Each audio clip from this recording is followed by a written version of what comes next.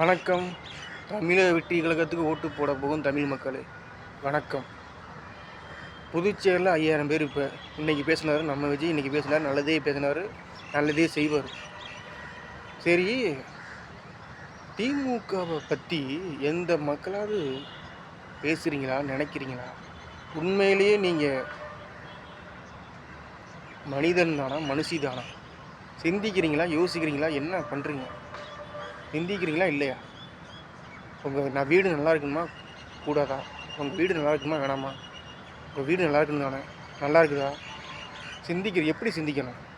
இலவசத்தையும் ஓட்டுக்கு காசு கொடுத்தா சிந்திக்க மாட்டீங்களா? அப்போ அடுத்த 5 வருஷமும் பல பாவம், திருட்டு, கொலை, கொள்ளை. சட்டமன்ற தேர்தலுக்கும் இலவசத்துக்கும் என்ன சம்மந்தம்? அந்த திமுக நல்லதை மட்டுமே செஞ்சால் நானே ஓட்டு போட்டுருவேனே. எதுக்கு?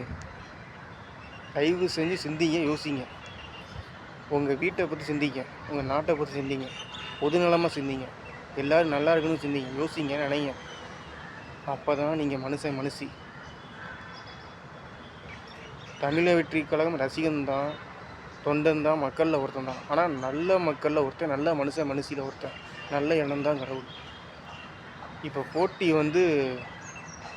நீதிக்கும் அநீதிக்கும், அதாவது நீதி தானே சிவபெருமானே சொல்லலாம், அப்படி தானே?